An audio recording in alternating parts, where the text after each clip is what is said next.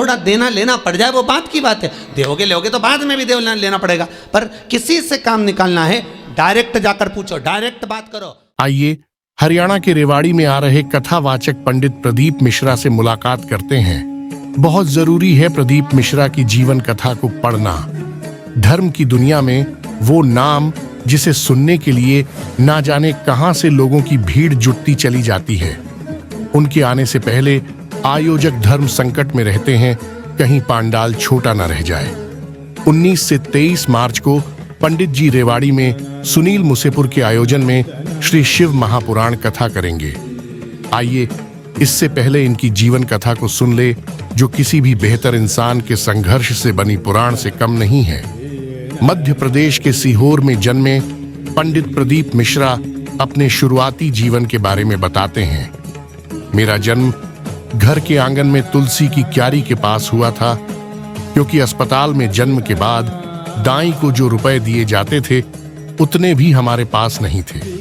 मेरे पिता स्वर्गीय रामेश्वर मिश्रा पढ़ नहीं पाए, चने का ठेला लगाते थे।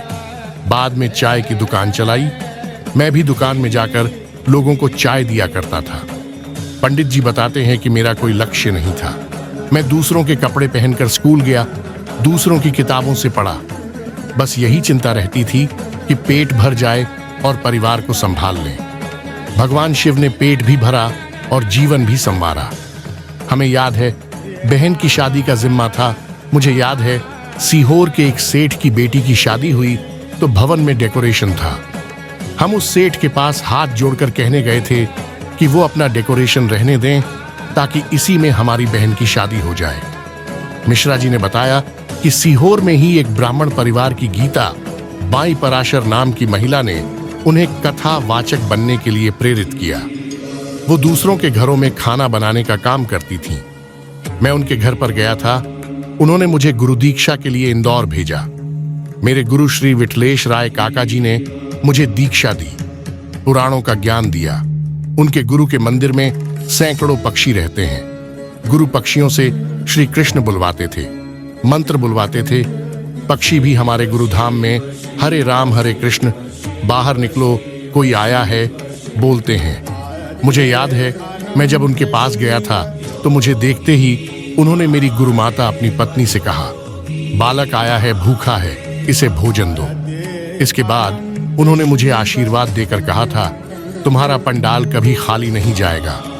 शुरुआत में मैंने शिव मंदिर में कथा भगवान शिव को ही सुनाना शुरू किया। मैं मंदिर की सफाई करता था। इसके बाद सीहोर में ही पहली बार मंच पर कथावाचक के रूप में शुरुआत की। अपने कथा के कार्यक्रमों में पंडित प्रदीप मिश्रा लोगों से कहते हैं, एक लोटा जल समस्या का हल। उनका मानना है शिव बाबा की कृपा होती है जल चढ़ाने से। माता पार्वती भी उन्हें जल चढ़ाती थीं, भगवान गणेश जी भी। भगवान राम जब अयोध्या से निकले और जहां जहां रुके शिवलिंग बनाए और जल चढ़ाया। जल का महत्व ये है कि हम अपने हृदय भाव भगवान को अर्पित कर रहे हैं। हृदय में शिव का ध्यान करके जल चढ़ाइए और अपनी समस्या भगवान से साझा करिए। हमारे यहाँ शिव पुराण में कमल गट्टे के जल का प्रयोग बताया गया है। इसे शुक्रवार के दिन भगवान शिव पर चढ़ाए, इससे लक्ष्मी आती है और आरोग्यता रहती है। पंडित प्रदीप मिश्रा ने बताया, भगवान शिव कर्म करने को कहते हैं। हम अपनी कथा में भी लोगों से यही कहते हैं कि कर्म करिए और विश्वास के साथ भगवान शिव की आराधना करें।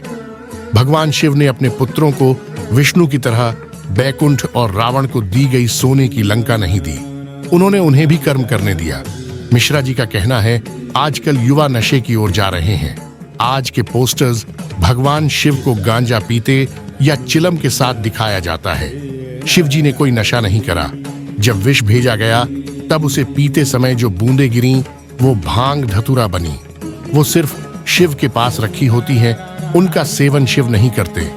स्वयं माता पार्वती ने शिव जी से पूछा था, आप किस नशे में रहते हैं? तो उन्होंने कहा था, राम नाम का नशा है। यहाँ आकर लोग शिव का नशा कर रहे हैं तो दूसरे नशे की जरूरत ही नहीं। यहाँ हम कौन सा भांग का प्रसाद बंट रहे हैं? यहाँ लोग जो आए हैं शिव के भक्ति रस में मस्त हैं। कोई बेल दे रहे हैं, भभूत दे रहे हैं या चमत्कार प्रकट करने का दावा कर रहे हैं तो ये अंधविश्वास है।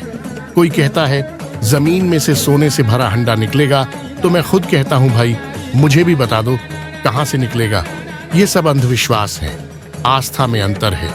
आस्था में आपने किसी के प्रति काम किया, आपके प्रति विश्वास बिराज गया। ये आस्था है, दिखावा नहीं।